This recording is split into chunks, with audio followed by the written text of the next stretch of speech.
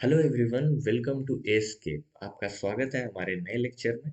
और इस नए लेक्चर को हम लोग एक नए टॉपिक से स्टार्ट करने वाले हैं। ठीक है। और ये नया टॉपिक क्या है? This is lipids. Okay, so let's see what are lipids. Basically lipids क्या है कि एक diverse group of organic molecules के ग्रुप को कहा जाता है lipid.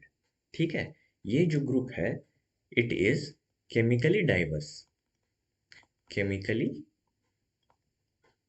Diverse group of organic molecules. ठीक है।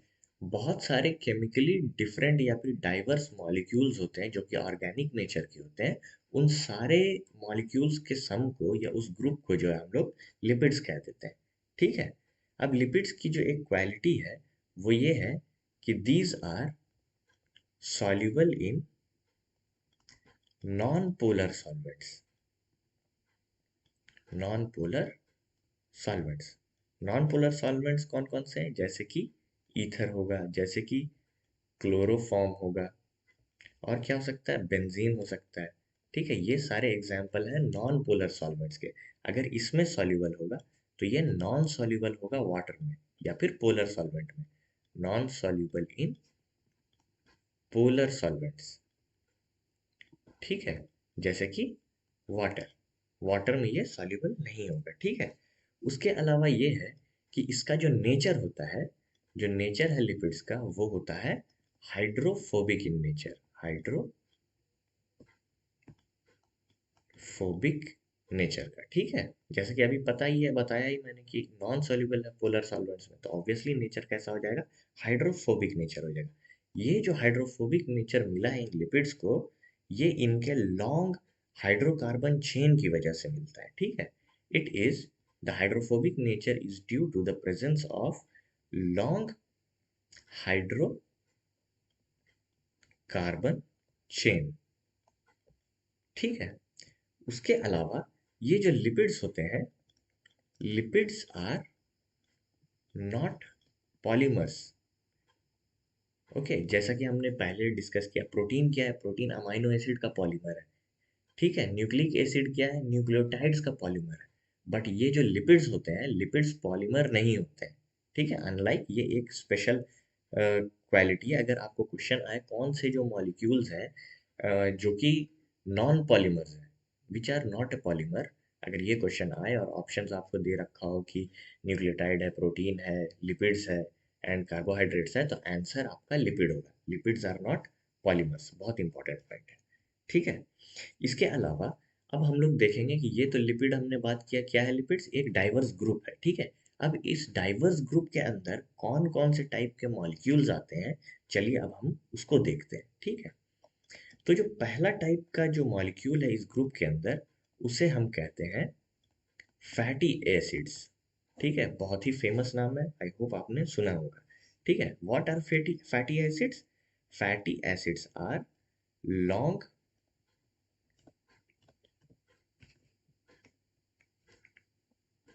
हाइड्रोकार्बन chain with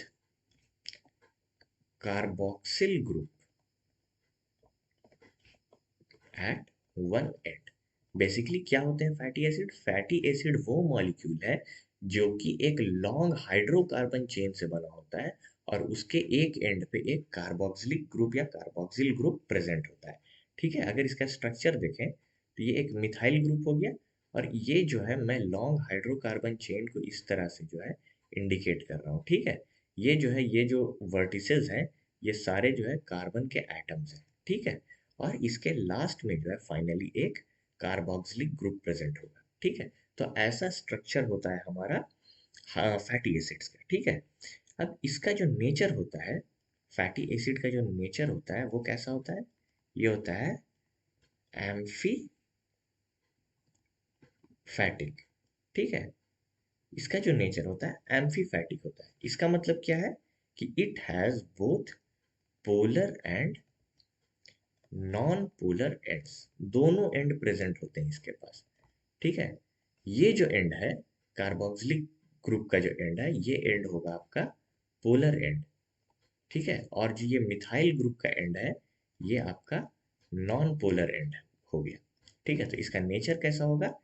नेचर जो है एम्फीपैथिक होगा। ठीक है। अब ये जो फैटी एसिड का आप चेन देख रहे हो, बेसिकली यहाँ पे क्या है, ये सिंगल बॉन्ड्स, ये जो कार्बन्स है, इस कार्बन के बीच में सिंगल बॉन्ड्स है। ठीक है। बट इसके बीच में डबल बॉन्ड्स भी तो आ सकता है। ठीक है। तो इसके बेसिस पे जो है, बेस्ड ऑन द सैचुरेशन, दो टाइप के फैटी एसिड्स होते हैं। ठीक है। Based on saturation there are two types of fatty acid. पहला होता है saturated fatty acid. Saturated fatty acids. ठीक है। सैचुरेटेड फैटी एसिड क्या होता है कि इसमें ओनली सिंगल बॉन्ड प्रेजेंट, इसमें कोई भी डबल बॉन्ड प्रेजेंट नहीं होगा। ठीक है। अब इसमें जो है एग्जांपल्स देख लेते हैं। पहला है लॉरिक एसिड। ठीक है। लॉरिक एसिड का क्या है कि यहाँ पर मैं पहले जो है सी कार्बन नंबर इंडिकेट करूंगा, और ये जो है बाद में ये डबल बॉन्ड्स बताएगा। ठीक है, double bond, dB, double bond. तो ये नंबर ऑफ कार्बन इसमें कितना होगा? 12। ऑब्वियसली सैचुरेटेड फैटी एसिड है, तो डबल बॉन्ड्स कितने होंगे? 0। मतलब ये जो लॉरिक एसिड है, ये 12 कार्बन से बना हुआ है। ठीक है। इसके बाद आता है मिर्स्टिक एसिड। ये जो है 14 कार्बन से बना होता है, और इसमें डबल बॉन्ड 0 होगा, क्योंकि ये भी फैटी एसिड है, सॉरी सैचुरेटेड फैटी एसिड है। ठीक है। उसके बाद आता है पैल्मिटिक एसिड। बहुत ही फेमस है, आपने नाम सुना होगा। इसमें 16 कार्बन होते हैं। उसके बाद आता है स्टेरिक एसिड। ठीक है, स्टेरिक एसिड, इसमें होते हैं 18 कार्बन्स। और इसके बाद आता है एराकिडिक एसिड। ठीक है। इस एराकिडिक एसिड में 20 कार्बन प्रेजेंट होते हैं। ठीक है। तो ये कुछ सैचुरेटेड फैटी एसिड्स थे। ठीक है, आपको इसका कार्बन नंबर याद करना होगा। ज्यादा इंपॉर्टेंट ये तीन है, इन तीनों का आपको याद रखना होना चाहिए। ठीक है। इसको याद करने का एक ट्रिक है, दैट इज ला माई पास्ता। ठीक है। ला से लॉरिक एसिड, माई से मिस्टिक एसिड, पा से पैल्मिटिक एसिड, एस टी से स्टेरिक, और ए से अरैकिडिक एसिड। तो ला माई पास्ता आप याद कर लो। ला यहाँ से 12 से स्टार्ट करोगे, और 2 2 2 सब में ऐड होता चला जाएगा। ठीक है। और डबल बॉन्ड तो 0 होंगे इसमें। ठीक है। अब जो नेक्स्ट ग्रुप है सैचुरेशन के बेसिस पे, वो होगा unsaturated fatty acid. Unsaturated fatty acid. इसमें क्या होगा कि वन और मोर डबल बॉन्ड्स आर प्रेजेंट। ठीक है, एक या एक से ज्यादा डबल बॉन्ड इसमें प्रेजेंट होगा। ठीक है। अब इसका एग्जाम्पल देख लेते हैं। इसका एग्जाम्पल है पहला पैल्मिटोलेइक एसिड। स्पेलिंग आप देखो, बहुत इंपॉर्टेंट है। यहाँ पर पैल्मिटिक एसिड है, वो सैचुरेटेड है। ये पैल्मिटोलेइक एसिड है। ठीक है, डिफरेंस है। कंफ्यूज होके गलत मत मार्क कर देना। ठीक है, ये सी हो गया, और ये जो है आपका डीबी हो गया, डबल बॉन्ड। ठीक है। तो पैल्मिटोलेइक एसिड 16 कार्बन का होता है, और इसमें जो है सिंगल डबल बॉन्ड होता है। ठीक है। और डबल बॉन्ड कौन से कार्बन पे होता है, उसे मैं डेल्टा से इंडिकेट कर, ये डेल्टा जो है ये बताएगा कि डबल बॉन्ड कहाँ प्रेजेंट है। और ये 9 जो है मतलब पोजीशन ऑफ कार्बन जहाँ पे डबल बॉन्ड प्रेजेंट है। तो 9th कार्बन पे जो है डबल बॉन्ड प्रेजेंट है पैल्मिटोलेइक एसिड में। ठीक है। उसके बाद आएगा ओलेइक एसिड। ओलेइक एसिड में 18 कार्बन होता है, और एक डबल बॉन्ड होता है। ठीक है। और इसमें भी जो डबल बॉन्ड है वो 9th पोजीशन पे है। इसके बाद आता है लिनोलेइक एसिड। ठीक है। लिनोलेइक एसिड भी 18 कार्बन का होता है, बट इसमें दो डबल बॉन्ड प्रेजेंट होते हैं। और ये डबल बॉन्ड कहाँ है? 9 एंड 12 पे है। इसके बाद आएगा लिनोलेनिक एसिड। ठीक है, लिनोलेनिक एसिड, ये भी 18 कार्बन का होता है, और इस पे 3 डबल बॉन्ड प्रेजेंट होते हैं, और वो प्रेजेंट है 9, 12 एंड 15th पोजीशन पे, ठीक है। एंड एट लास्ट आता है arachidonic acid. Arachidonic acid 20 carbon का बना होता है और इसमें 4 डबल बॉन्ड्स होते हैं, 4 डबल बॉन्ड्स, ठीक है। और इसका जो पोजीशन होता है वो है 5, 8, 11 एंड 14, ठीक है। अब आपको याद कैसे रखना है इसको? सॉरी, देखो यहाँ पे पहला तो पैल्मिटोलेइक एसिड होगा, ठीक है, ये 16 कार्बन का है, सिर्फ इकलौता यही। और उसके बाद लास्ट है एराकिडोनिक एसिड जो कि 20 कार्बन का है, ठीक है। ये दोनों तो एक जैसे हैं, मतलब अलग अलग है, इंडिविजुअल है बेसिकली, ठीक है, सिमिलर नहीं है। तो ये सिंगल सिंगल इजी याद हो जाएगा। दूसरा यहाँ पे जो बीच के जो तीन है, oleic, linoleic and linolenic, confusing ये तीन है। तो इसको याद करने का ट्रिक है कि इन तीनों का जो कार्बन नंबर है सेम है, ठीक है। अब जैसे जैसे नाम बड़ा होते जाएगा, मतलब नाम का लेंथ बड़ा होता चला जाएगा, उसी तरह से डबल बॉन्ड का नंबर भी बढ़ता चला जाएगा। ओलेइक छोटा है, सिंगल बॉन्ड। लिनोलेइक उससे बड़ा है, डबल बॉन्ड, मतलब 2 डबल बॉन्ड हुआ। और लिनोलेनिक एसिड ये दोनों में से सबसे लंबा है तीनों में से, तो इसमें 3 डबल बॉन्ड्स प्रेजेंट होंगे, ठीक है। तो इस तरह से आप याद रख सकते हो। एक बहुत इंपॉर्टेंट है कि ये याद रखना, यहाँ पे अराकिडिक एसिड है और ये अराकिडोनिक एसिड है, ठीक है। तो इसमें कंफ्यूज नहीं होना है। और ये पैल्मिटिक एसिड है एंड पैल्मिटोलेइक एसिड है, ठीक है। तो इसमें कंफ्यूज नहीं होना है आपको, ठीक है। अब एक इम्पॉर्टेंट बात ये है कि अगर डबल बॉन्ड जो है 9th कार्बन के बाद प्रेजेंट होता है, ठीक है, तो ऐसे फैटी एसिड जो होते हैं उसे हम एसेंशियल फैटी एसिड्स कहते हैं। Essential fatty acids, okay. हमने एसेंशियल अमाइनो एसिड्स भी पढ़े थे, राइट। एसेंशियल अमाइनो एसिड्स क्या थे? वो अमाइनो एसिड जो कि हमारी बॉडी नहीं बना पा रही थी, वो हमें अपने डाइट में बाहर से लेना पड़ रहा था, दैट इज एसेंशियल। तो यहाँ पे भी सेम केस आएगा कि वो फैटी एसिड जो हमारी बॉडी नहीं बना पाती है, उसे हम एसेंशियल फैटी एसिड बोलेंगे, जो कि हमें डाइट के थ्रू बाहर से एक्सटर्नल सोर्स से लेना पड़ेगा, ठीक है। तो जो डबल बॉन्ड, जो फैटी एसिड्स जिसमें डबल बॉन्ड जो है 9th कार्बन के बाद प्रेजेंट है, तो वो सारे जो है एसेंशियल फैटी एसिड्स हो जाएंगे। मतलब कि ये तीन, इसमें देखो डबल बॉन्ड 9 के बाद 12 में या 12 15 में एंड इन सारे में, ठीक है। तो ये कैसा हो जाएगा? एसेंशियल हो जाएगा, एसेंशियल फैटी एसिड्स, ठीक है। इसी बात को मैं जो है यहाँ पॉइंट में लिखवा देता हूँ। If double bond present after C9, ठीक है, then fatty acid is essential. Essential का मतलब आप जान रहे हैं, एसेंशियल मतलब डाइट में रिक्वायर्ड है, ठीक है। अब ये है कि जो डबल बॉन्ड जो होते हैं, यहाँ पे अब हम लोगों ने जो अनसैचुरेटेड फैटी एसिड की जो बात की, इसमें जो डबल बॉन्ड प्रेजेंट होते हैं उसका नेचर कैसा होता है, ठीक है। तो double bonds in natural fatty acids, natural fatty acids Fa लिख दे रहा हूँ, ये कैसा होता है? ये सिस कन्फिग्रेशन का होता है, कन्फिगरेशन का, ठीक है।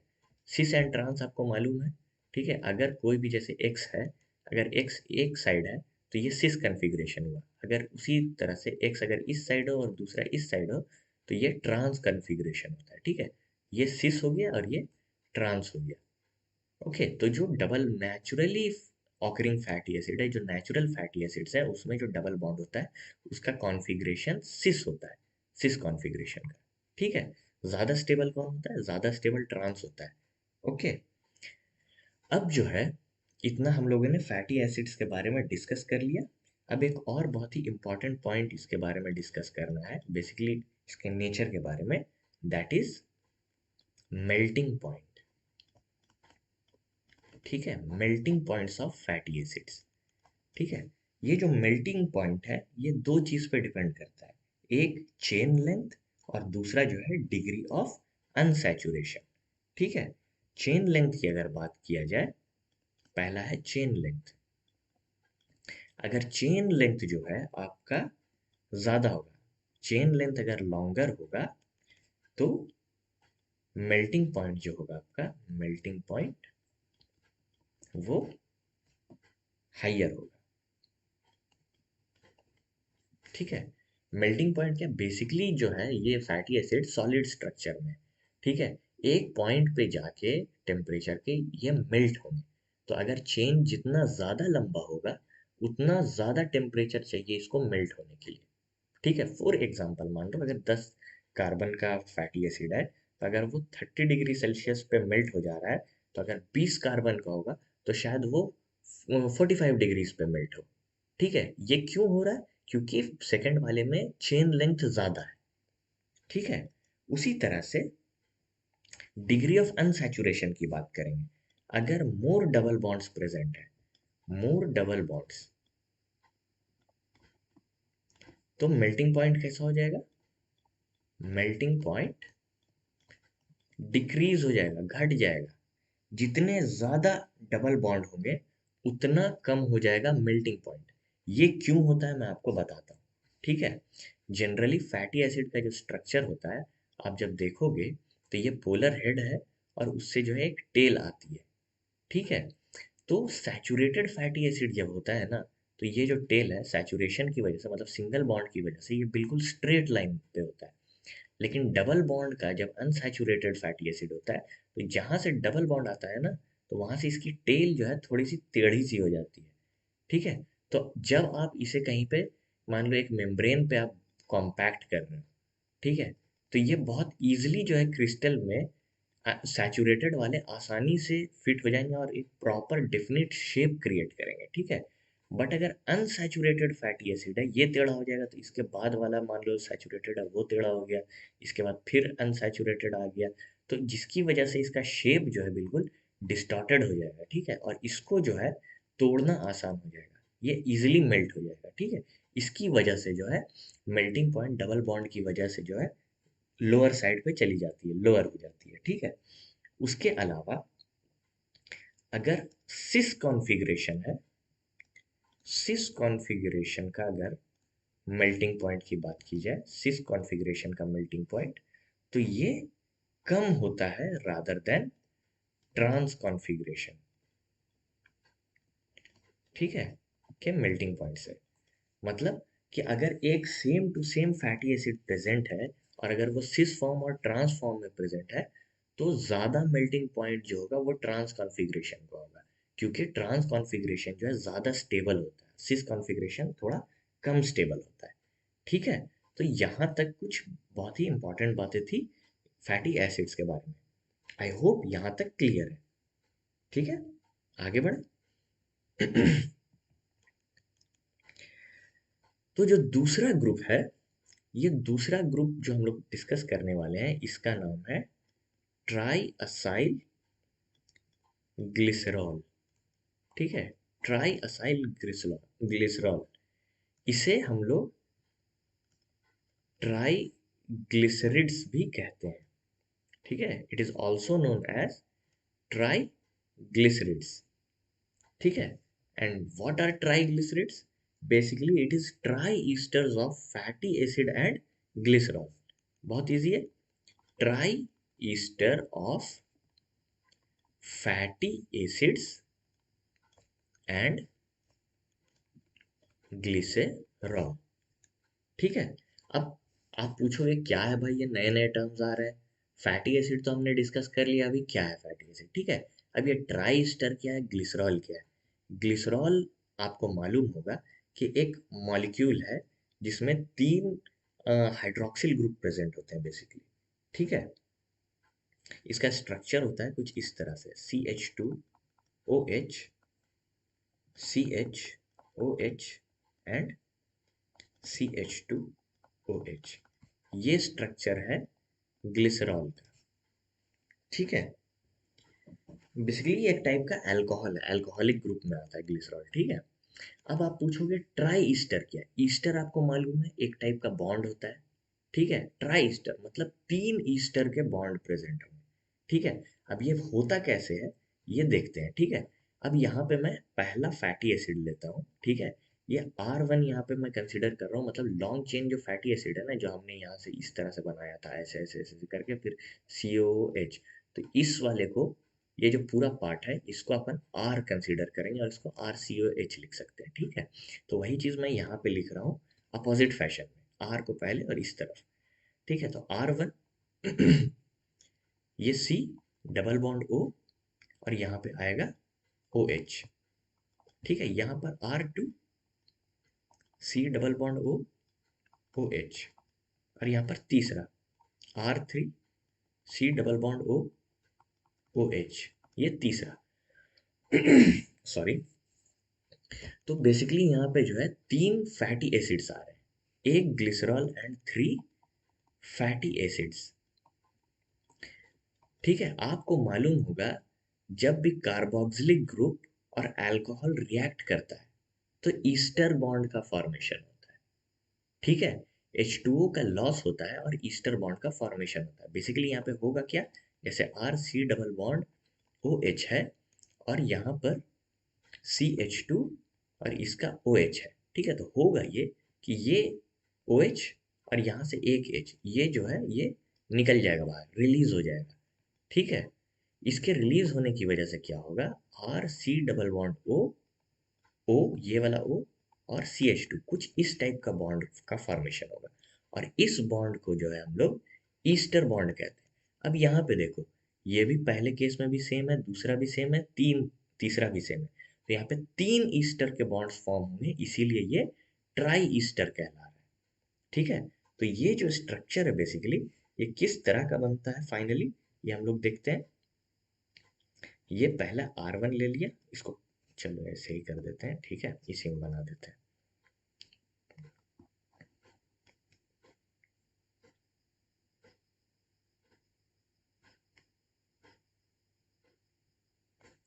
तो ये जो है यहाँ पे O था, इस O को मानो, और ये वाला जो है OH निकल गया, ये OH और यहाँ से H निकल गया, तो ये वाला O बचा, ये बॉन्ड डायरेक्ट बना लिया।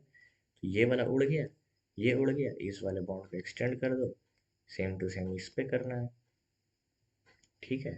तो ये जो है ट्राई ईस्टर बॉन्ड का फॉर्मेशन है। तो ये जो आप स्ट्रक्चर देख रहे हो, इसी को हम लोग ट्राई असाइल ग्लिसरॉल या फिर ट्राई ग्लिसरिड्स कहते हैं, ठीक है।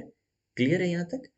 दूसरी एक बात ये है कि इसका जो नेचर होता है ये हाइड्रोफोबिक होता है, जैसा कि हम लोगों ने फैटी एसिड्स के बारे में भी डिस्कस किया था, और जो हमारा टॉपिक है लिपिड, वो भी हमारा हाइड्रोफोबिक ही है। तो ये भी हाइड्रोफोबिक नेचर का होगा, ठीक है, जो कि नॉन पोलर होता है। क्लियर यहाँ तक। ऑल्सो ट्राई असाइल ग्लिसरॉल जो है, it is major form of storage lipid, मतलब जो लिपिड जो स्टोर होता है हमारे बॉडी में, वो इस ट्राइग्लिसरीड के फॉर्म में स्टोर होता है, ठीक है। इसके अलावा it is neutral, no charge present. जैसा कि आप देख सकते हो यहाँ पे कहीं भी आपको चार्ज दिख रहा है इसके स्ट्रक्चर में, कहीं नहीं दिख रहा होगा, तो ऑब्वियसली ये एक न्यूट्रल लिपिड है, ठीक है। इसको हम लोग न्यूट्रल लिपिड भी कह देते हैं, न्यूट्रल लिपिड। क्लियर है बात यहाँ तक। अब क्या है कि based on the type of fatty acid, ठीक है, ये जो है दो टाइप का हो सकता है, ओके, दो टाइप का हो सकता है, टू टाइप्स। पहला टाइप जो है वो होगा simple, simple fatty acid, sorry simple triglyceride किसको कहेंगे, सिंपल ट्राइग्लिसरीड वो है जिसमें सारे जो हमारे फैटी एसिड है वन सिर्फ एक टाइप के होंगे, all fatty acids are same. मतलब मान लो कि अगर ये पैल्मिटिक एसिड है, पैल्मिटिक एसिड का 16 होता है कार्बन नंबर, अभी हमने डिस्कस किया था यहाँ पे, ठीक है। पैल्मिटिक एसिड देख रहे हो 16 है। तो अगर ये पैल्मिटिक एसिड हुआ, अगर और ये भी पैल्मिटिक एसिड हुआ और ये भी पैल्मिटिक एसिड हुआ, तो तीनों क्या है, सेम है। तो ऐसा अगर कोई आपका ट्राइग्लिसरीड है तो उसे हम लोग सिंपल ट्राइग्लिसरीड कहेंगे, ठीक है। दूसरा टाइप क्या है? दूसरा होगा मिक्स्ड ट्राइग्लिसराइड। तो इसमें क्या है, वन और मोर फैटी एसिड आर डिफरेंट। ठीक है, मान लो कि एक ये पैल्मिटिक एसिड है और ये जो हमारा है ये स्टेरिक एसिड हो गया। ठीक है, ये वाला मान लिया हमने अराकिडिक एसिड हो गया। तो ये देख रहे हो आप, एक या एक से ज्यादा फैटी एसिड जो है डिफरेंट है। ठीक है, तो ये एक मिक्सचर टाइप का फॉर्म हो रहा है, तो ये हमारा मिक्स्ड ट्राइग्लिसराइड होगा। ठीक है, और ये जो फैटी एसिड्स हैं, fatty acids can be saturated और अनसैचुरेटेड बोथ। इस वाले केस में, जो सेकंड वाला मिक्स्ड में, fatty acids can be saturated और अनसैचुरेटेड और मिक्सचर ऑफ बोथ। ठीक है, क्लियर है यहाँ तक? आई होप क्लियर है। ठीक है, आगे बढ़ते हैं। देखो, वही जो मैंने डायग्राम बनाया उसी को यहाँ पे जो है स्ट्रक्चर के फॉर्म में शो किया हुआ है। ठीक है, ये जो है हमारा ट्राई साइल ग्लिसरॉल का या ट्राइग्लिसराइड का जनरल स्ट्रक्चर है। ठीक है, ये पार्ट क्या है हमारा? ये पार्ट जो है ग्लिसरॉल का पार्ट है, और ये सारे क्या हैं? ये सारे फैटी एसिड्स हैं, फैटी एसिड्स। ओके, ये किस टाइप का फैटी एसिड होगा बताइए? अभी हमने जो टाइप डिस्कस किया है, exactly obviously it is a mixed type fatty acid, क्योंकि देखो एक स्टेरिक है और सॉरी एक पैल्मिटिक है और बाकी दोनों जो है स्टेरिक है। ठीक है, अब क्या है, डिपेंडिंग अपॉन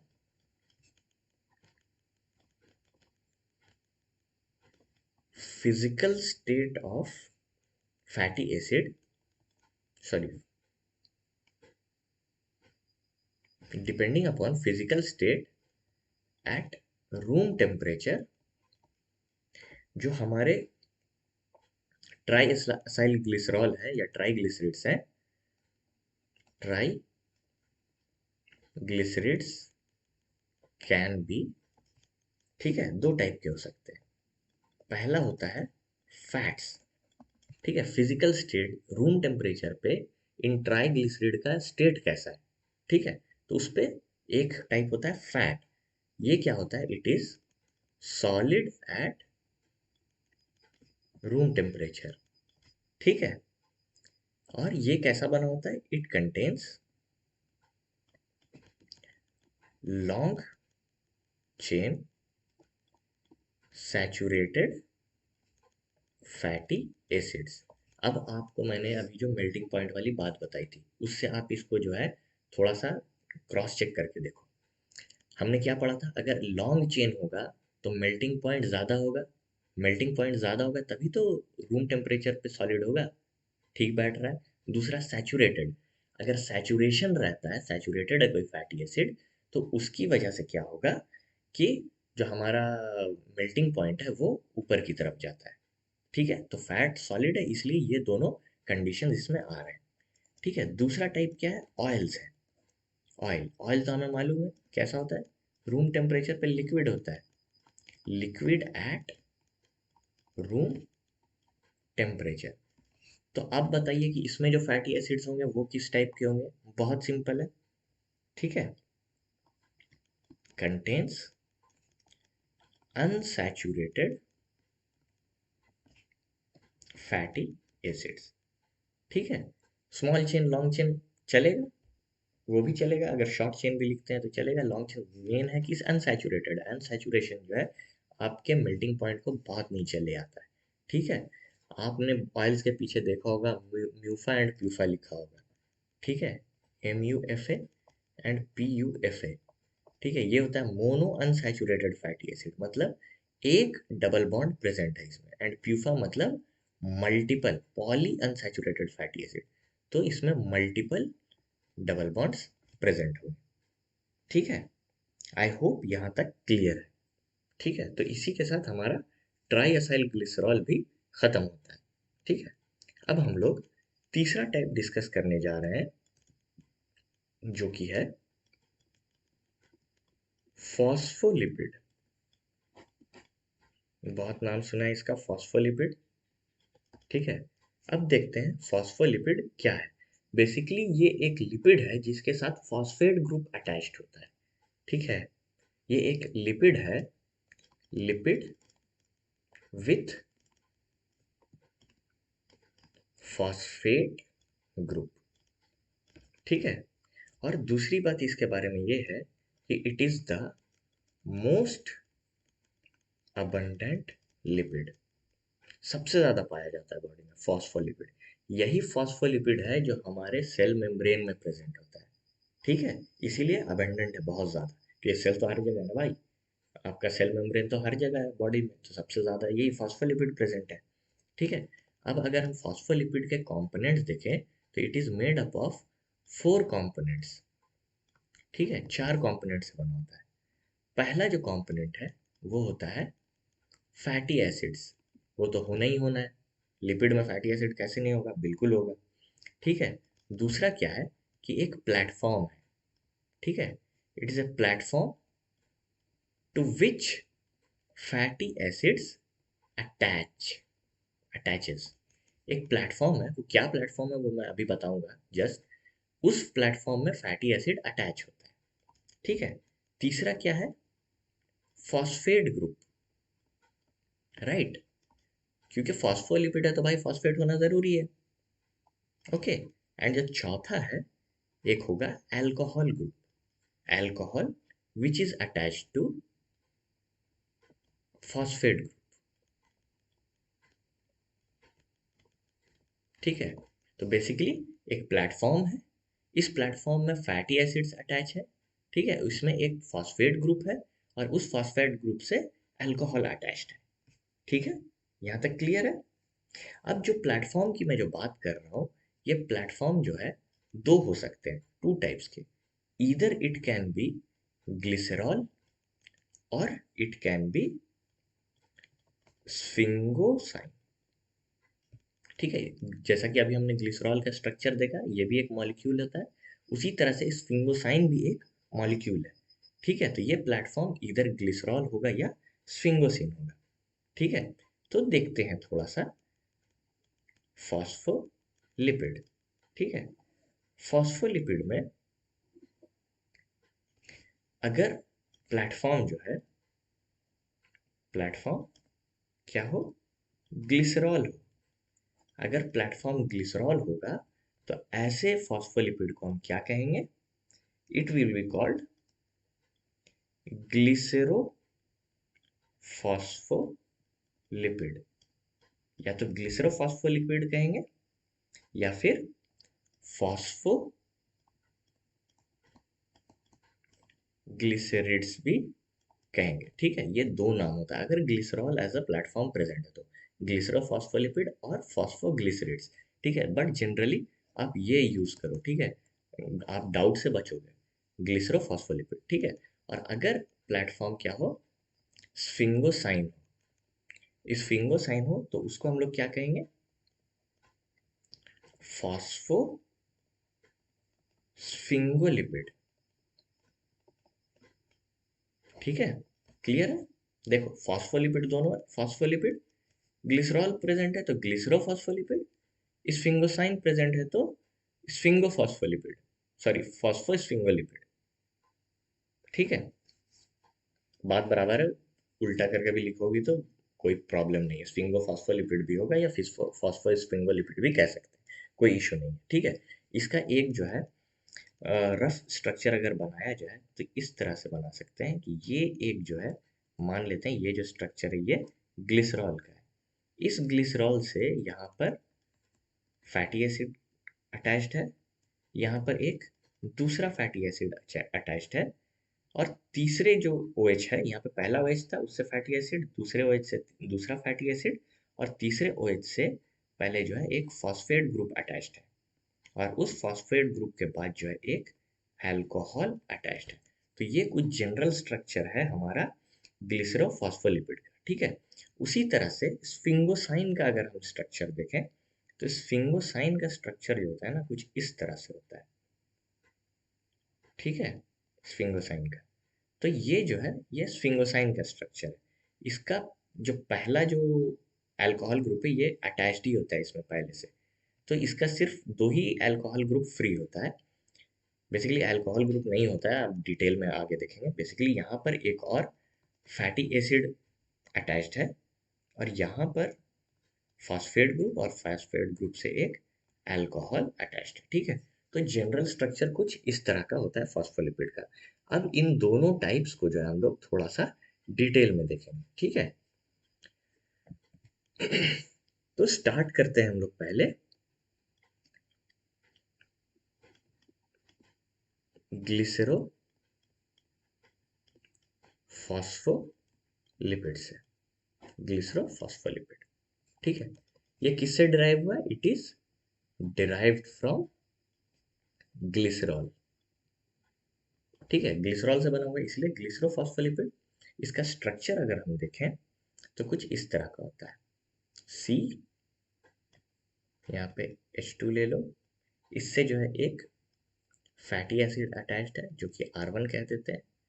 ठीक है, बेसिकली इसी का स्ट्रक्चर बना लेते हैं पहले। ठीक है, ये C हो गया, यहाँ पर एक H है, यहाँ पे एक C है, इससे एक CH2 प्रेजेंट है। अब ये सेकंड है, सेकंड वाले से भी एक जो है सेकंड ग्रुप अटैच्ड होगा। और जो थर्ड था, यहाँ पे थर्ड से हमने क्या देखा था, यहाँ पे एक फॉस्फेट ग्रुप प्रेजेंट है। ठीक है, क्या प्रेजेंट है? एक फॉस्फेट ग्रुप प्रेजेंट है, और इस फॉस्फेट ग्रुप से अटैच होकर एक अल्कोहल ग्रुप प्रेजेंट है। ठीक है, और इस अल्कोहल ग्रुप को मैं एक्स से इंडिकेट कर रहा हूँ। ठीक है, ये क्या होता है बताते हैं। ठीक है, बेसिकली ये जो स्ट्रक्चर है, इस स्ट्रक्चर को हम लोग कहते हैं फॉस्फैटिडिक एसिड। ठीक है, ये फॉस्फैटिडिक एसिड है। It is the parent compound for glycerophospholipid. इसी से जो है सारे ग्लिसरोफॉस्फोलिपिड बने हुए। ठीक है, बेसिकली जो है यहाँ पे अगर OH रहता है तो ये स्ट्रक्चर है आपका फॉस्फैटिडिक एसिड का। बट यहाँ पे क्या है कि O के बाद जो है यहाँ पे X ग्रुप प्रेजेंट रहेगा। ठीक है, तो ये क्या है डिटेल में हम बताते हैं। अगर ये X ग्रुप ले लिया, यहाँ पर नेम ले लेते हैं, और यहाँ पर चार्ज ले लेते हैं। यहाँ पे अब देखो एक बात कि जनरली ग्लिसरोफॉस्फोलिपिड कैसा होगा? चार्ज होगा कि अनचार्ज होगा? It is charge. Charge present है, देख रहे हो यहाँ पे माइनस चार्ज प्रेजेंट है, राइट। अब अगर ये चार्ज प्रेजेंट है तो ये कैसा होगा? पोलर होगा ना, एग्जैक्टली exactly. ठीक है, तो अगर X की जगह पर H प्रेजेंट हो, मतलब कि OH अगर हो जाए, ठीक है, अगर OH प्रेजेंट है तो इसका नाम जो बनता है वो कहलाएगा फॉस्फैटिडिक एसिड, OH। ठीक है, समझ में आ रहा है? यहाँ पे OH प्रेजेंट है, तो इसका जो चार्ज होगा, यहाँ पे देखो एक माइनस चार्ज, तो ये -1 होगा। ठीक है, इसकी जगह पे अगर कोलिन आता है, कोलिन, एक्स की जगह पर अगर कोलिन आता है तो उसका नाम होगा फॉस्फेटिडाइल कोलिन। ठीक है, इसका दूसरा नाम क्या है, बहुत ही फेमस? लेसिथिन। लेसिथिन इसी को कहा जाता है। ठीक है, और इसका जो है लेसिथिन पे चार्ज होता है +1, तो -1 पहले से इस पे इस पूरे स्ट्रक्चर पे चार्ज -1, और एक्स की जगह कोलिन +1, तो दोनों प्लस माइनस कैंसिल, तो चार्ज न्यूट्रल हो जाएगा। ठीक है, एक्स की जगह पे आ सकता है इथेनॉल अमाइन। ठीक है, इथेनॉल अमाइन आ सकता है, तो इसका नाम क्या हो जाएगा? Phosphatidyl ethanol amine. ठीक है, इसे, इसका दूसरा नाम है सेफेलिन। ठीक है, ये सब नाम आप लोगों ने सुन रखा है। ठीक है, इसका भी चार्ज जो है 0, क्योंकि इथेनॉल अमाइन पे प्लस चार्ज होता है। इसके बाद आता है फॉस्फेटिडाइल सेरीन। अगर एक्स की जगह पे सेरीन है तो ये हो जाएगा फॉस्फेटिडाइल सेरीन। सेरीन न्यूट्रल होता है इसीलिए चार्ज -1 ही रहेगा। ठीक है, उसके बाद आएगा ग्लिसरॉल। ग्लिसरॉल पे तो पहले से प्रेजेंट है, एक्स यहाँ पे फिर से ग्लिसरॉल आ जाएगा, तो फिर इसका नाम क्या होगा? Phosphatidyl tidyl glycerol. ग्लिसरॉल पे चार्ज कितना होता है? 0 होता है, तो ओवरऑल चार्ज -1। अब यहाँ पे क्या है, इसकी जगह पे फॉस्फेटिडाइल ग्लिसरॉल आ जाएगा। मतलब X की जगह पे ये पूरा स्ट्रक्चर फॉस्फेटिडाइल ग्लिसरॉल का स्ट्रक्चर पूरा X पे अगर आ जाए, तो ये जो स्ट्रक्चर बनेगा ये होगा डाई फॉस्फेटिडाइल ग्लिसरॉल। ठीक है, इसका नाम है कार्डियोलिपिन। ठीक है, कार्डियोलिपिन नाम है। तो एक फॉस्फेटिडाइल ग्लिसरॉल पे -1 होगा, तो दो फॉस्फेटिडाइल ग्लिसरॉल पे -2 चार्ज हो जाएगा। ठीक है, और एक स्ट्रक्चर आ सकता है एक्स की जगह पे जिसे हम कहते हैं इनोसिटॉल। तो नाम क्या हो जाएगा? फॉस्फेटिडाइल इन इनोसिटॉल। ठीक है, और इस पे भी चार्ज जो होगा -1 होगा। ठीक है, आ गई बात समझ में? तो इतने सारे जो है ग्लिसरोफॉस्फोलिपिड्स बन सकते हैं इस बेसिक स्ट्रक्चर से, जो कि फॉस्फेटिडिक एसिड का है। अब आप देखो इस स्ट्रक्चर में आपको जो है दो टाइप के बॉन्ड्स दिखेंगे। दो टाइप का बॉन्ड कौन सा है? ये बॉन्ड जो है, ये वाला और ये वाला बॉन्ड, ये कैसे बॉन्ड है? ये बॉन्ड्स हैं ईस्टर बॉन्ड। हमने अभी भी देखा थे थोड़ी देर पहले जब स्ट्रक्चर देख रहे थे फैटी एसिड का। ईस्टर बॉन्ड, फैटी एसिड नहीं, उसके बाद जो हमने पढ़ा था उस टॉपिक का, फैटी एसिड्स। तो ईस्टर बॉन्ड होते हैं। और इस बॉन्ड को देखिए, ये कौन सा बॉन्ड दिख रहा है आपको? ये आपको फॉस्फोडाइस्टर बॉन्ड नहीं दिख रहा है, ये फॉस्फोडाई ईस्टर बॉन्ड है। और ये कैसे बॉन्ड है? ईस्टर बॉन्ड्स है।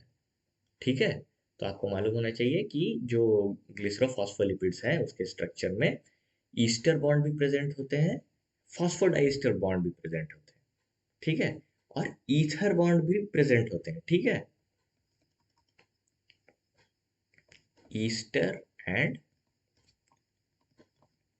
Phosphodiester bonds present. Also ether bond present, ether bond भी प्रेजेंट होता है। तो जिन फॉस्फोलिपिड्स में ईथर बॉन्ड प्रेजेंट होता है तो उसको हम लोग ईथर फॉस्फोलिपिड कहते हैं। ठीक है, ईथर फॉस्फोलिपिड। और उसका एग्जाम्पल है प्लाज्मेलोजेन। ठीक है, प्लाज्मेलोजेन। ओके, अब आगे बढ़ते हैं। बेसिकली ये जो हमने लिखा पूरा जो टेबल है, वही टेबल यहाँ पे प्रेजेंट है। देख सकते हो आप, एक्स की जगह पे अगर एच हो, ठीक है, तो वो फॉस्फैटिडिक एसिड हो गया, -1 चार्ज, और उसी तरह से जो है ये सारे यहाँ पर प्रेजेंट है। ठीक है, कोई इश्यूज? अब नेक्स्ट टॉपिक की तरफ चलते हैं। दूसरा टाइप क्या है? एक था ग्लिसरोफॉस्फोलिपिड, अब होगा हमारा स्फिंगोफॉस्फोलिपिड। स्फिंगोफॉस्फोलिपिड या फिर फॉस्फोस्फिंगोलिपिड, बात बराबर है दोनों में।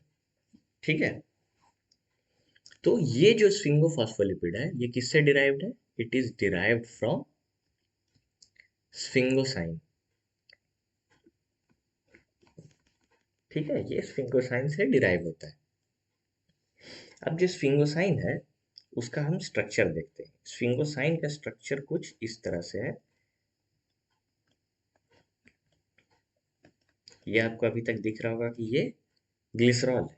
ठीक है, बट यहाँ पर क्या होता है कि एक सी एच, फिर एक C H, double bond C H, double bond CH2 के 12 है, CH2 CH2 CH2 करके 12 है, तो इसको ब्रैकेट में 12 लिख दिए। और उसके बाद जो है CH3 है।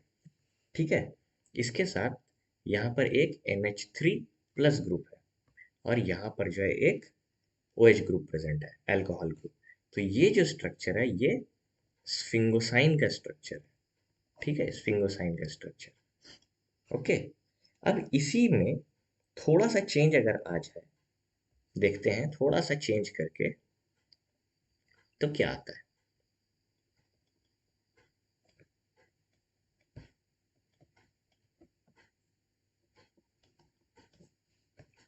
ये स्ट्रक्चर जो है यहाँ तक सेम है, ऊपर वाला सेम टू सेम रखते हैं, CH2 12 एंड CH3। अब यहाँ क्या है, इस वाले NH3 पे क्या होता है, कार्बोक्सिलिक फैटी एसिड आके अटैच हो जाता है। ठीक है, उस फैटी एसिड के अटैचमेंट की वजह से एक बॉन्ड बनता है जो कि अमाइड बॉन्ड है। एग्जैक्टली हमने पढ़ा था ना, आपको दिख रहा होगा, एक अमाइड बॉन्ड है। NH3 और COH मिलता है तो क्या फॉर्म होता है भाई, अमाइड बॉन्ड ना, प्रोटीन में यही तो बनता है। ठीक है, तो ये अपना एक फैटी एसिड है, ये फैटी एसिड हो गया और ये NH3 के साथ मिलके एक अमाइड बॉन्ड का फॉर्म कर रहा है। ये स्ट्रक्चर हो गया। और यहाँ पर जो है एक O आता है और यहाँ पर एक X का स्ट्रक्चर है। ठीक है, तो ये जो स्ट्रक्चर है इसको कहते हैं सेरामाइड। ठीक है, और ये जो सेरामाइड है ये बेसिकली स्ट्रक्चरल पेरेंट है स्फिंगोफॉस्फोलिपिड का। इसी से जो है सारे स्फिंगोफॉस्फोलिपिड बने हैं, स्ट्रक्चरल पेरेंट।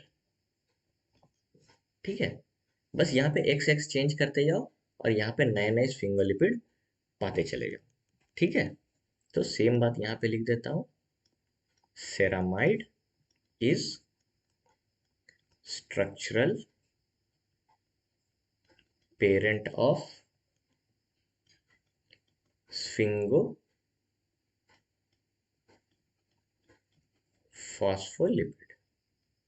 ठीक है, अब क्या होता है कि वो जो एक्स है इसका एक एग्जाम्पल, जो है एग्जाम्पल ही समझ लेते हैं, एक ही एग्जाम्पल है इसका, उसका नाम है स्फिंगोमाइलिन।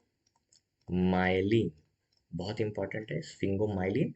स्फिंगोमाइलिन के केस में क्या होता है, ये जो एक्स वाला जो ग्रुप है जो हम लोग यहाँ पर देख रहे हैं सेरामाइड में, ये एक्स वाला ग्रुप, ये क्या होता है, इट इज फॉस्फोटिडाइल कोलिन। ठीक है, ये इक्वल होता है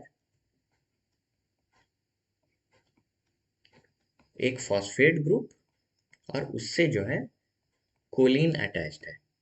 ठीक है, तो ये फॉस्फोकोलिन कह सकते हैं इसको, फॉस्फेटिडाइल नहीं, फॉस्फोकोलिन। ये क्या है, फॉस्फोकोलिन। तो आप देखोगे तो ये स्ट्रक्चर जो फाइनली बन रहा है यहाँ पर, सॉरी, यहाँ पर इस एक्स को हटा देंगे, यहाँ पे क्या होगा कि एक फॉस्फेट भी आ जा रहा है और यहाँ पर एक कोलिन का स्ट्रक्चर भी लग जा रहा है।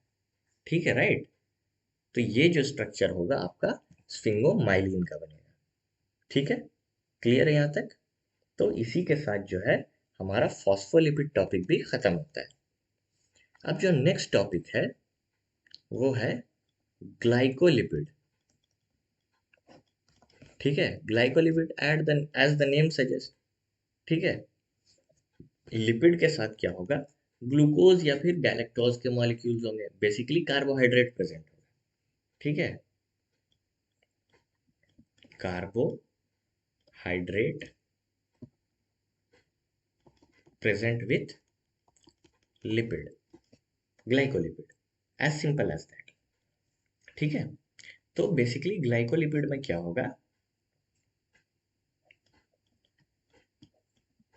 फॉस्फैटिडिक एसिड होगा या फिर सेरामाइड होगा। ठीक है, फॉस्फैटिडिक एसिड क्या है, जिससे हमारा फॉस्फोलिपिड बना था, और सेरामाइड क्या है, जिससे हमारा स्फिंगोलिपिड बना था। राइट, दोनों में से कुछ भी हो सकता है, प्लस ग्लूकोज या गैलेक्टोज से बेहतर है कि मैं इसको यहाँ पे कार्बोहाइड्रेट लिख दूँ। ठीक है, कार्बोहाइड्रेट प्रेजेंट। तो ये जो है स्ट्रक्चर होता है हमारे ग्लाइकोलिपिड का। अब ग्लाइकोलिपिड भी जो है दो टाइप के होंगे। ठीक है, ग्लाइकोलिपिड, एक होगा ग्लिसेरो ग्लाइकोलिपिड और दूसरा होगा स्फिंगो ग्लाइकोलिपिड। लिपिड। ठीक है, ओके। तो ग्लिसरोग्लाइकोलिपिड किससे बना होगा? ऑब्वियसली फॉस्फैटिडिक एसिड से। Phosphatidic acid plus carbohydrate. और ये किससे बना होगा sphingolipid? Sphingoglycolipid ceramide plus carbohydrate. ठीक है, इन दोनों में जो इम्पोर्टेंट है वो है स्फिंगोग्लाइकोलिपिड। ठीक है, तो ग्लिसरोग्लाइकोलिपिड पे ज़्यादा कुछ नहीं है, स्फिंगोग्लाइकोलिपिड ज़्यादा इम्पोर्टेंट है। ठीक है, तो पहले हम लोग उसी को डिस्कस कर लेते हैं, स्फिंगोग्लाइकोलिपिड। ठीक है, it is very important and third major class of membrane lipid. ठीक है, कैसा है? Third major class of membrane lipid. Membrane में पाए जाने वाले लिपिड में जो कॉन्सेंट्रेशन इसकी तीसरी सबसे ज्यादा है। ठीक है, इस स्फिंगोग्लाइकोलिपिड के अंदर तीन मॉलिक्यूल्स आते हैं। पहला है सेरेब्रोसाइड। ठीक है, सेरेब्रोसाइड क्या होता है?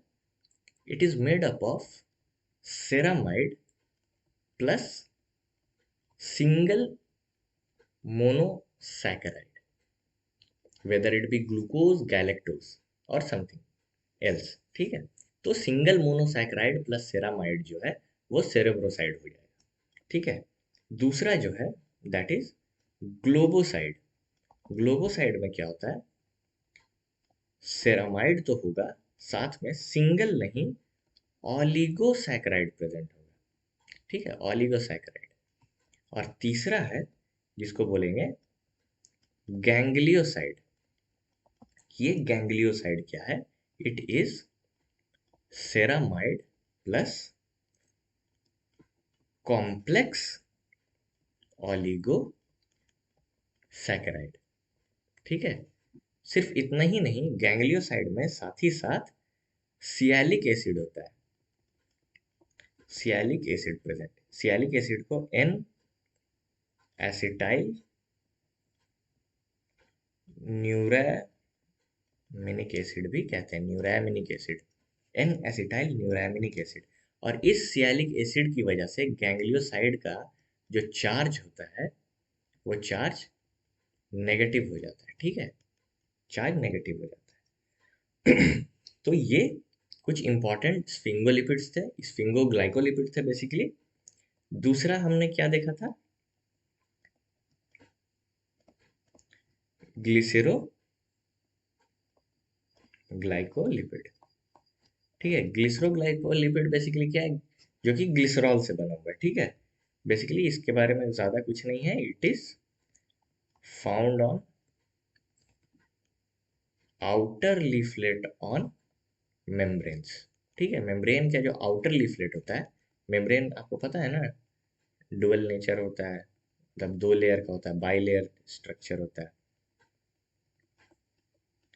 तो अगर ये साइटोप्लाज्म इधर है, साइटोसॉल इधर है और बाहर वाला पार्ट ये है, तो आउटर लीफलेट ये हो गया और ये वाला जो है इनर लीफलेट हो गया। ठीक है, आउटर लीफलेट है, तो ये जो ग्लिसरोग्लाइकोलिपिड है ये आउटर लीफलेट के साइड में पाया जाता है। ठीक है, अब कुछ डिसऑर्डर्स है, ये देख सकते हो आप। ये देखो, ये जो स्ट्रक्चर है ये सेरामाइड का स्ट्रक्चर है। ठीक है, तो अब जो है मेन इंपॉर्टेंट एक बात, disorders related to this glycolipids. पहला जो है, यहाँ पे हमने नाम दिया डिजीज accumulating स्फिंगोलिपिड। इस स्फिंगोलिपिड के एक्यूमुलेशन की वजह से क्या होता है कि ये डिजीजेस या डिसऑर्डर्स क्रिएट होते हैं। और एंजाइम्स, एंजाइम डेफिशिएंसी, कौन से एंजाइम की डेफिशिएंसी हो रही है कौन से डिजीज में। ठीक है, तो जो पहला है दैट इज सैक्स, ठीक है। It is due to accumulation of gangliosides, अभी हमने पढ़ा गैंग्लियोसाइड के एक्यूमुलेशन की वजह से होता है, ठीक है। एंजाइम क्या है जिसकी डेफिशिएंसी होती है, दैट इज बीटा हेक्सोस एमिनिडेज ए। इस एंजाइम की डेफिशिएंसी हो जाती है इस डिजीज के अंदर, ठीक है। दूसरा डिजीज है गॉकर्स डिजीज, ठीक है। इसमें क्या होता है, ग्लूको सेरेब्रोसाइड की एक्यूमुलेशन होने लगती है, ठीक है। और जो एंजाइम डेफिशिएंसी है दैट इज बीटा ग्लूकोसाइडेज, ठीक है। तीसरी जो डिजीज है दैट इज क्रैबेज डिजीज। क्रैबेज डिजीज ये जो है गैलेक्टो सेरेब्रोसाइड की एक्यूमुलेशन की वजह से होता है, ठीक है। और जो एंजाइम है दैट इज गैलेक्टो सेरेब्रोसाइडेज, ठीक है। चौथा जो है that is Niemann's Pick disease. Niemann's Pick disease ये जो है ये स्फिंगोमाइलिन की डेफिशिएंसी की, सॉरी, एक्यूमुलेशन की वजह से होता है, ठीक है। और इसका जो एंजाइम डेफिशिएंसी है वो है स्फिंगोमाइलिनेज, ठीक है। तो क्वेश्चंस जो है कुछ इस टॉपिक से भी आपको बन सकते हैं, ठीक है। बहुत इंपॉर्टेंट है, आपको याद कर लेना है डिजीज और उसके एक्यूमुलेटिंग स्फिंगोलिपिड्स, इतने तो याद होने ही चाहिए। एंजाइम याद कर लोगे तो ज़्यादा बेहतर है, ठीक है। इसी के साथ हमारा ग्लाइकोलिपिड्स भी कंप्लीट होता है, ठीक है। इसके बाद एक और कैटेगरी ऑफ मॉलिक्यूल्स हम लोग डिस्कस करने वाले हैं, एक ग्रुप ऑफ मॉलिक्यूल्स जिसको हम कहते हैं स्टीरॉइड्स, ठीक है। स्टीरॉइड्स क्या है, steroids basically these are complex derivatives of triterpenes, ठीक है। क्या है ये, कॉम्प्लेक्स डेरिवेटिव होता है ट्राइटरपीन का, ठीक है। अब ये जो स्टेरॉइड्स हैं these are made up of 4 fused ring, जिसको हम लोग स्टेरॉइड्स न्यूक्लियस भी कहते हैं, ठीक है। 4 फ्यूज रिंग, इसका स्ट्रक्चर देखेंगे तो उससे समझ में आ जाएगा, ठीक है। ये जो है 4 फ्यूज्ड रिंग का बना हुआ होता है, ठीक है। इसका जो बेस्ट एग्जाम्पल है वो है कोलेस्टेरॉल, कोलेस्टेरॉल, ठीक है। तो कोलेस्ट्रॉल ही का जो है स्ट्रक्चर लेके हम लोग एज एन एग्जाम्पल इसको समझने की कोशिश करते हैं, ठीक है। तो कोलेस्ट्रॉल का अगर हमें स्ट्रक्चर बनाना हो तो इस तरह से हमें बनाना है। पहले एक बेंजीन रिंग बना लो, ठीक है। उससे चिपका के दूसरा बेंजीन रिंग बना लो, ठीक है। अब सेकेंड वाले बेंजीन रिंग के छत पे एक और बेंजीन रिंग बना लो, यहाँ पे ऊपर में छत पे, ठीक है। तीसरा बेंजीन रिंग हो गया। अब इस बेंजीन रिंग के बगल में एक 5 कार्बन रिंग बनाओ, ठीक। अब इसके सबसे एज वाले पॉइंट से एक बॉन्ड निकालो, वाई बनाओ, एक और वाई बनाओ, एक और वाई बनाओ, और लास्ट वाले से फिर एक डंडा नीचे खींच दो, ठीक है। और ऊपर वाले जो पॉइंट दिख रहे हैं वहां पे भी थोड़े छोटे छोटे डंडे निकाल दो, ठीक है। और इस वाले पॉइंट पे जो है यहाँ पर एक ओ OH आ जाएगा, और सेकेंड वाला जो बेंजीन रिंग है वहां पे यहाँ पे डबल बॉन्ड आ जाएगा। तो ये जो स्ट्रक्चर है ये आता है कोलेस्टेरॉल का स्ट्रक्चर, ठीक है। तो जैसा कि हमने बोला 4 कार्बन रिंग है, 1 2 3 और 4, ये 4 कार्बन रिंग है। तो इसको हम लोग स्टेरॉइड्स न्यूक्लियस भी कहते हैं, ठीक है। इससे जो है अलग अलग मॉलिक्यूल्स अटैच होकर जो है स्टेरॉइड्स का, डिफरेंट डिफरेंट स्टेरॉइड्स का जो है शेप लेंगे, ठीक है। अब कोलेस्ट्रॉल के बारे में कुछ इंपॉर्टेंट बात ये है कि these are present only in animal membrane, not in plants, ठीक है। Found in animal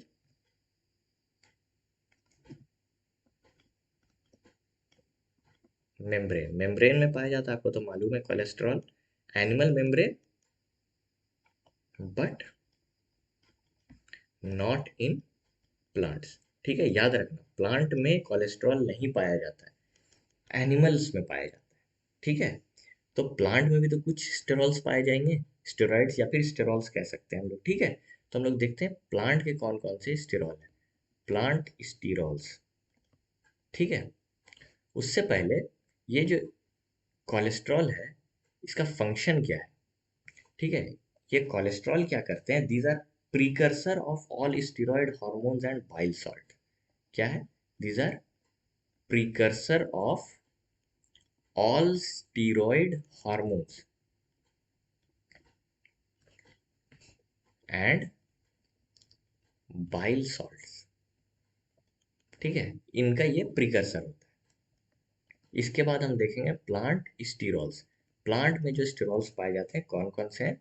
that are stigma sterol,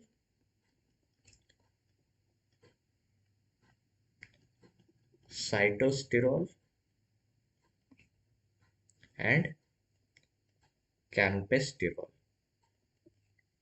ठीक है, ये प्लांट्स में पाए जाते हैं ये तीन। ठीक है, इसके अलावा एक और होता है स्टेरॉल, जिसको हम कहते हैं एर्गोस्टेरॉल।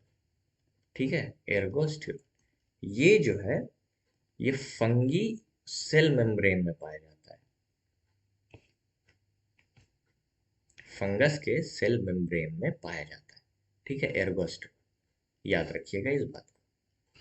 ठीक है, क्वेश्चन बन सकता है इस पॉइंट से। ठीक है, तो ये था स्टेरॉइड्स। अब अगला टॉपिक देखते हैं।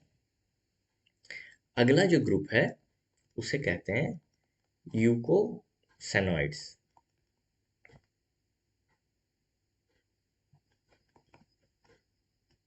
यूकोसेनॉइड्स, ठीक है, ये क्या है? It is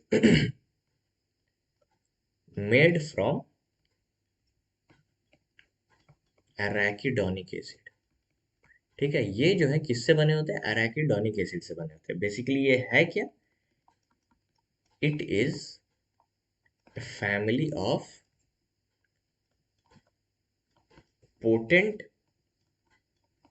biological signalling molecules. जो सिग्नलिंग मॉलिक्यूल्स जो हैं, जो सेल सिग्नलिंग में पार्ट लेते हैं, जो कि बायोलॉजिकल सिस्टम में प्रेजेंट होते हैं, उसका जो है ये फैमिली है, वो सारे जो है इकोसाइनॉइड्स के अंदर आते हैं। ठीक है, और ये जो है, ये अराकीडोनिक एसिड से बने हुए होते हैं। ठीक है, इसके अंदर कौन कौन से आते हैं वो हम देखते हैं। इसमें पहला है प्रोस्टाग्लैंडिस या प्रोस्टाग्लैंडिन्स, जो भी कह सकते हैं। ठीक है, तो ये जो पहली बार ह्यूमंस ह्यूमन सीमेन में पाया गया था। It was first found in human semen. ठीक है, इसका वर्क क्या होता है, किसमें हेल्प करता है? इट स्टिमुलेट यूटेरिन या uterine contraction. Also it lowers blood pressure. Blood pressure कैसे लोअर होगा? Due to the action of vasodilation. Vasodilation का मतलब जो वेन्स वगैरह है उसको ये डायलेट कर देता है, जिसकी वजह से ब्लड प्रेशर जो है कम हो जाता है। ठीक है, दूसरा इसके अंदर आता है ल्यूकोट्राइन्स। ये ल्यूकोट्राइन्स क्या करते हैं? These are involved in inflammation. Inflammation response जो होता है उसमें इन्वॉल्व होते हैं। ऑल्सो इन ल्यूकोटैक्सी, ल्यूकोसाइड्स के टैक्सिस में या फिर मूवमेंट में इनका रोल होता है। ठीक है, इसके अलावा थ्रोम्बोक्सन्स है। ये थ्रोम्बोक्सन क्या करते हैं? It helps in blood clotting. ठीक है, ब्लड क्लॉटिंग में हेल्प करते हैं। And platelet aggregation.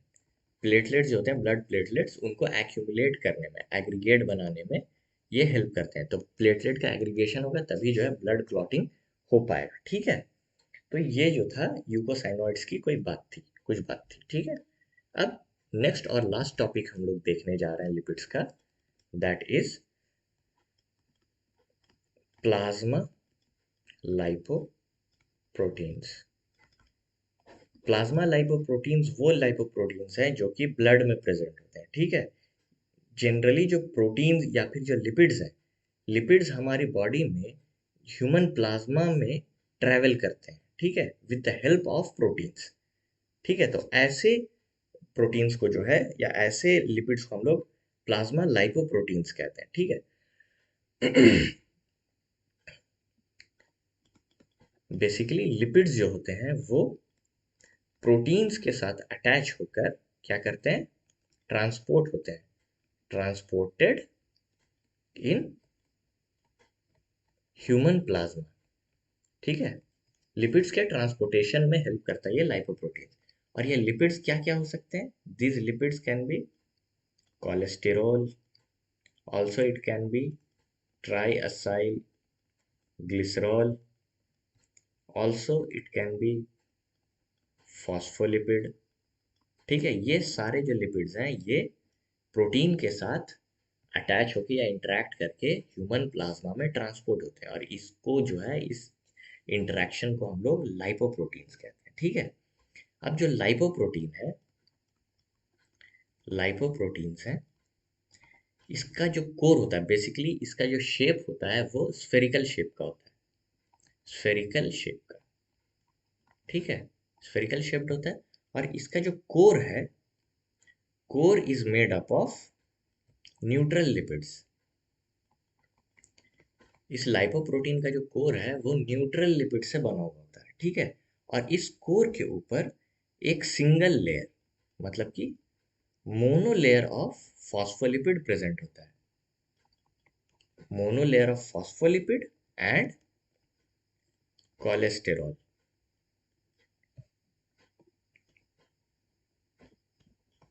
ठीक है, मतलब कोर है, कोर के ऊपर मान लेते हैं ये कोर है, कोर के ऊपर एक monolayer, single layer of phospholipid present है जिसमें कोलेस्ट्रॉल भी प्रेजेंट है। ठीक है, और इसी में जो है proteins, proteins and cholesterol are embedded on monolayer. मतलब कोर है, ये जो अंदर वाला पार्ट है इसको हम कोर कह रहे हैं, ये बाहर वाला जो है ये मोनोलेयर है। ठीक है, ये जो है फॉस्फोलिपिड का बना हुआ है, और इसी में जो है आपके प्रोटीन्स भी एम्बेडेड है और कोलेस्ट्रॉल भी एम्बेडेड है। ठीक है, और ये जो है हमारे ह्यूमन प्लाज्मा में ट्रांसपोर्ट करता है लिपिड्स को। ठीक है, अब इसके जो है टाइप्स देखते हैं। टाइप्स जो है बेसिकली 5 टाइप के होते हैं। पहला तो बहुत ही कॉमन है, आप लोगों ने सुना ही होगा, काइलो माइक्रॉन्स। ठीक है, पहला होता है काइलो माइक्रॉन्स। बेसिकली ये जो है डेंसिटी के बेसिस पे होता है, जैसे जैसे डेंसिटी बढ़ेगा अलग अलग टाइप के जो लाइपोप्रोटीन्स हैं वो बनते चले जाएंगे। दूसरा ग्रुप है वीएलडीएल। वीएलडीएल का मतलब वेरी लो डेंसिटी लाइपोप्रोटीन। ठीक है, लाइपोप्रोटीन। उसके बाद क्या होगा, वेरी लो डेंसिटी, उसके बाद आ सकता है लो डेंसिटी। ठीक है, लो डेंसिटी लाइपोप्रोटीन। उसके बाद क्या आएगा, आईडीएल। ये क्या है, इंटरमीडिएट डेंसिटी, बीच का डेंसिटी है इसका, इंटरमीडिएट डेंसिटी का लाइपोप्रोटीन है। And last is H D L, which is high density lipoproteins. ठीक है, तो बेसिकली प्लाज्मा लाइपोप्रोटीन्स के 5 टाइप है बेस्ड ऑन देयर डेंसिटी। जैसे जैसे हम लोग नीचे जाएंगे डेंसिटी जो है इंक्रीज होता चला जाएगा। ठीक है, आई होप यहाँ तक क्लियर है। ठीक है, तो यहाँ तक जो था दोस्तों, ये लिपिड का सारा टॉपिक जो है कवर हो गया। ठीक है, अब कुछ क्वेश्चंस को डिस्कस करके हम लोग जो है इस लेक्चर को खत्म करेंगे, ठीक है। तो पहला क्वेश्चन देखते हैं। बहुत सिंपल क्वेश्चन है, थ्योरेटिकल ही है basically. The prostaglandins are synthesized from. Prostaglandins किन से बना होता है? अराकिडोनिक एसिड, ओलेइक, लिनोलेइक और लिनोलेनिक। बताइए आंसर क्या है? एग्जैक्टली exactly, आपका आंसर सही है। क्या होगा? अराकिडोनिक एसिड होगा। प्रोस्टाग्लैंडिन्स क्या है? प्रोस्टाग्लैंडिन्स यूकोसेनॉइड्स के अंदर आते हैं, ठीक है, यूकोसेनॉइड्स के अंदर आते हैं prostaglandins, and eicosanoids are made up of arachidonic acid, ठीक है। क्लियर है? नेक्स्ट क्वेश्चन देखते हैं। The concentrations of sphingomyelins are increased इन।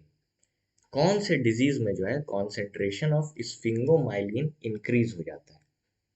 अभी थोड़ी देर पहले ही हम लोगों ने डिस्कस किया था, जल्दी से बताइए।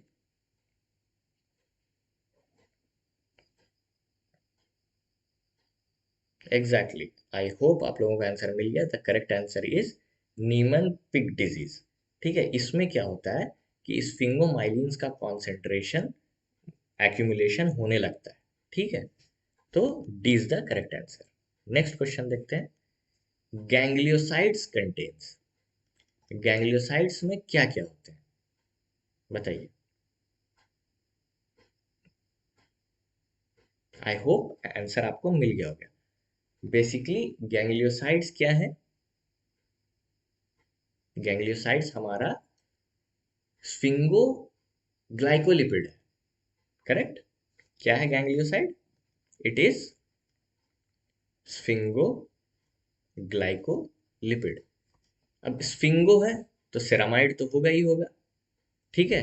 ग्लाइकोलिपिड है, ग्लाइकोलिपिड है तो ग्लूकोज होना चाहिए, मतलब कोई भी कार्बोहाइड्रेट होना चाहिए। तो ग्लूकोज और गैलेक्टोज ये भी होना चाहिए स्फिंगोग्लाइकोलिपिड में। दूसरा हमने डिस्कस किया था गैंग्लियोसाइड में सियालिक एसिड भी प्रेजेंट होता है। तो इसका करेक्ट आंसर जो होगा वो होगा D, all of the above, तीनों होता है, ठीक है। आगे बढ़े। Which of the following does not belong to glycosphingolipids. Glycosphingolipid में कौन सा बिलोंग नहीं करता है? आई होप आंसर आपको मिल गया होगा, ठीक है। द आंसर इज स्फिंगोमाइलिन, ठीक है। ये जो है स्फिंगोग्लाइकोलिपिड है। स्फिंगोग्लाइकोलिपिड के अंदर आपका सेरेब्रोसाइड, ग्लोबोसाइड एंड गैंग्लियोसाइड आता है, ठीक है। ये स्फिंगोग्लाइकोलिपिड का पार्ट है।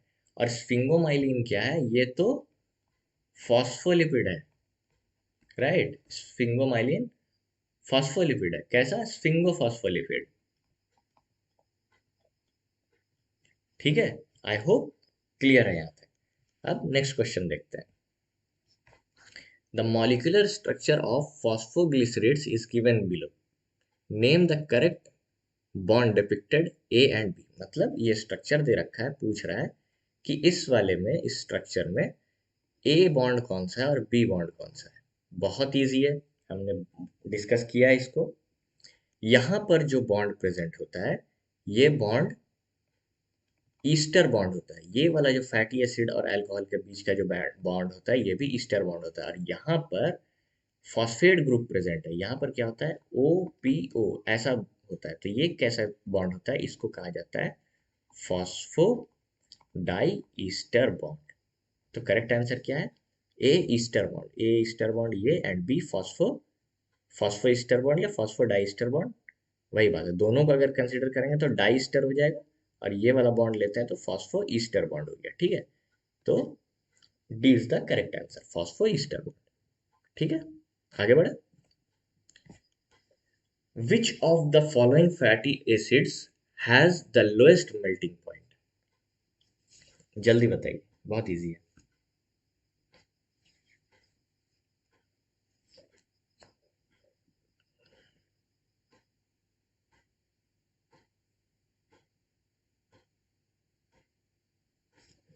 आई होप आंसर मिल गया होगा आपको।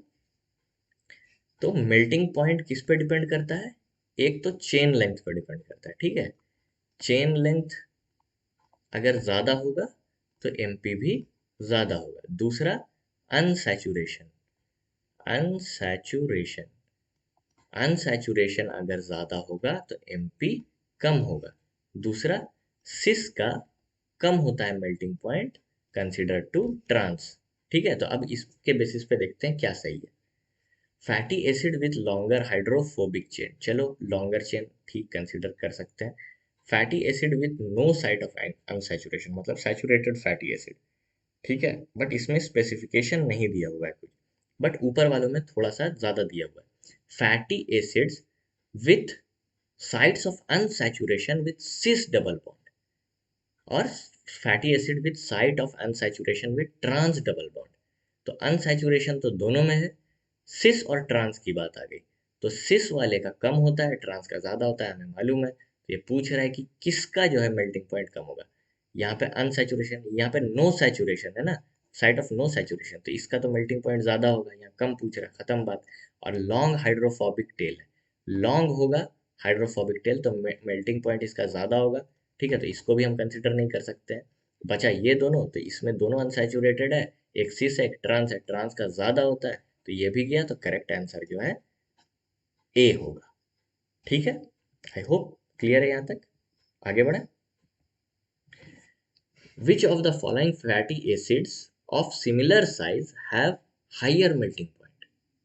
सेम चीज, यहाँ क्या बोल रहा है, दोनों का साइज सेम है और किसका मेल्टिंग पॉइंट ज्यादा है पूछ रहा है। Fatty acid cis double bond, cis का तो कम होता है, नहीं होगा। Fatty acid with trans double bond, तो इससे तो इसका ज्यादा ही है। ठीक है, both have same melting point, melting point does not depend upon cis and trans configuration, तो ये भी गलत हो जाएगा। सेम मेल्टिंग पॉइंट हो ही नहीं सकता, सिस ट्रांस का सेम नहीं होता है। तो ज्यादा किसका होगा, ट्रांस का। सिस ट्रांस में ज्यादा किसका होता है, ट्रांस का होता है ना, तो ट्रांस का ज्यादा होगा। ठीक है, तो करेक्ट आंसर जो होगा वो बी होगा। आई होप क्वेश्चंस आप लोगों को समझ में आया होगा और लेक्चर भी समझ में आया होगा। ठीक है फ्रेंड्स, इस लेक्चर में इतना ही, अब मिलते हैं नेक्स्ट लेक्चर में। Thank you.